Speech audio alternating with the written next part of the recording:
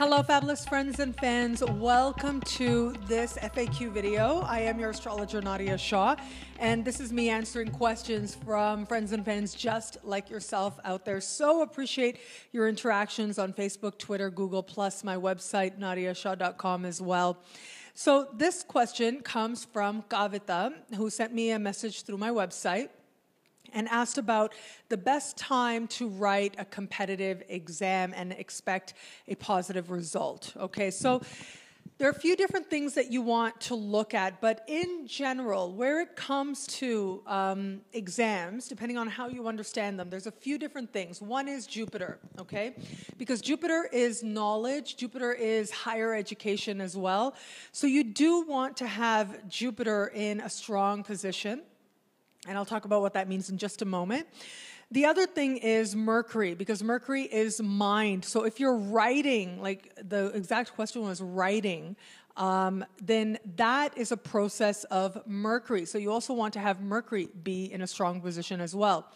Now look, I do know that in some situations you have more sort of flexibility than you might in others, a little bit more fluidity than you might in others. So you want to be mindful of that because there are times when really like you don't have a choice, and there are some programs where people are constantly writing exams.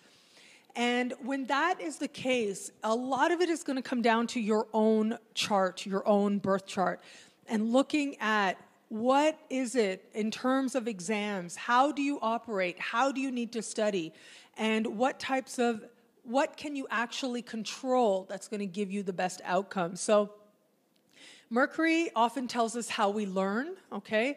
And Jupiter tells us how we understand and grow and become more.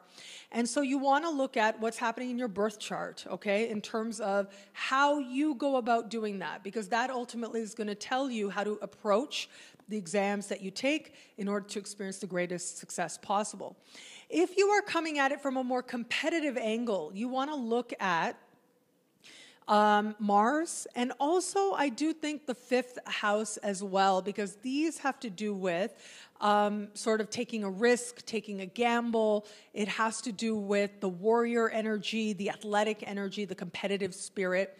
So you want to look at clues as what these are telling you. But I admit that all of this is saying that you have to have some sort of astrological knowledge. So let me break it down and bring it more basic for those of you who might not be astrology students, but still want some insight. So this is what I would say. In general, I would advise you to start looking at the moon, okay? The placement of the moon. And again, this is given that you have some flexibility.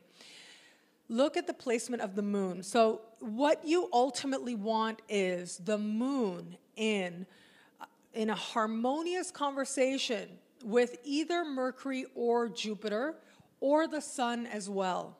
Okay, so what that means is this is going to ask you to have a little bit of astrological knowledge. Again, this is general, this is true for all of us. If we're looking at it in terms of the collective, in order to have a good result, to feel like you knew what you were doing and you were able to express what you knew, and you had luck on your side as well, what you ultimately want is a moon that is speaking in harmony with Mercury or Jupiter or the sun. And if you can, like multiple, you want to have if the sky is aligned that way. Barring that, what you do want to have is the moon in the same sign as the element of your sun, or again, if you've got a little bit of astrological knowledge, maybe the same element as your Mercury or your Jupiter as well. So the moon, Kavita is a Libra and asks specifically about Libra. So you want to look at the moon is either in Libra or Aquarius or Gemini, because these are air energies, okay? This is going to help emphasize the best of you and allow the best of you to come forward. Now, this is based on sun sign again, but if you know your Mercury sign, if you know your Jupiter sign, you can work with this energy as well in that respect, because ultimately this is about working within your own element, if you will, bringing forward your best easily. And that, in turn, is going to help you a lot as well. And, of course, if you know your own chart, having the first house amplified, having the fifth house amplified, having the ninth house amplified, all very helpful. But again, ultimately, I do think that the sky can reveal clues as to how it is that you're going to go about creating greater success for yourself. So it isn't so much, yes, of course, plan. If you have the choice, plan. But if you don't have the choice, you know, if the exam is set for a certain date at a certain time, or it's a pop quiz and it just sort of shows up for you, you can work with what you know. You can work with exactly where you are to figure out your approach. So if we've got really strong energy of water energy, for example, right? So let's say we've got the moon in a water sign and it's speaking to a sun in the water sign. We've got Mercury in a water sign as well. We've got Neptune really activated that day as well. This tells me that you may want to take a more intuitive approach, right? I remember, in all honesty, I think back to my own academic days, my own days in university, and I remember taking exams by what's called Reiki. So literally I would, if I didn't know the answer, I would just put my hand over the question and let the answer be revealed. Now, I don't actually know how helpful that was, and especially in comparison to knowing the answer, always preferred. But where it comes to lots of water energy, this is about you trusting your intuition, trusting the immediate answer. And also fire energy, if the moon's in a fire sign, trust what feels right, like immediately. Trust the fastest thing that comes to you. If the moon is in an air sign, you want to trust sort of your thinking process. Like, think about it rationally. Think about what's likely to be the answer. That's going to be your emphasis. And if the moon is in an earth sign, then there's an element of groundedness there. It has to do with what makes sense. Like, what actually makes sense? What seems most practical?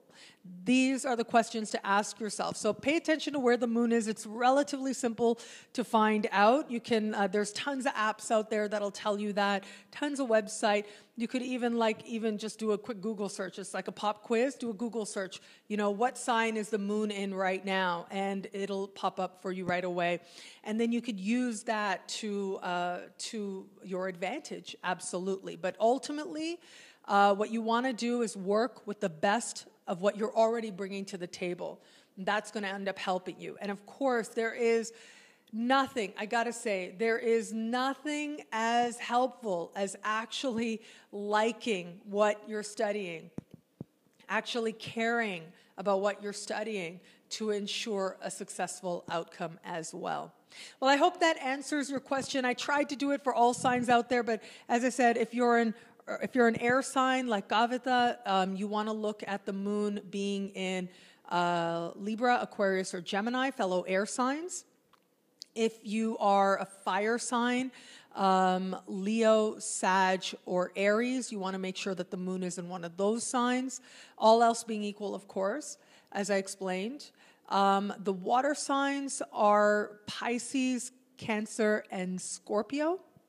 And the earth signs are Taurus, Virgo, and Capricorn. So these are some little helpful things that you can do. But again, as I said, it is so helpful to know your chart, or to have somebody who knows astrology look at your chart to give you some clues, because that in turn is going to really help you to understand how to maximize your ability to understand and to learn and to bring forward results that make you feel good about yourself and that allow you to take full advantage of the process that you are in right now. Because ultimately, and I'm very much of the belief of this, education is not about the destination. It is not about the degree you secure. Sure, that's awesome. Don't get me wrong. It's awesome to have that degree at the end of it. But it is about who you become in the process. It's about becoming the kind of person who could achieve what that degree ultimately symbolizes. And I wish you so well on that journey. Well, thank you so much for your questions. I absolutely appreciate them, and I love them, and I love interacting with you guys so much.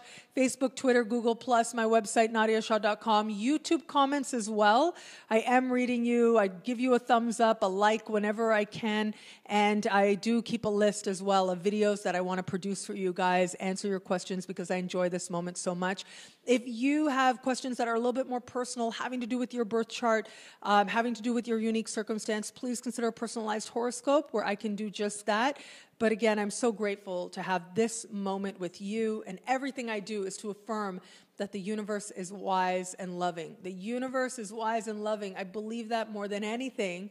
The universe is wise and loving, and absolutely everything I do is about affirming that in the world. And I do hope that this video in some way affirmed that for you. Thank you so much for being here. Until we connect again, take care.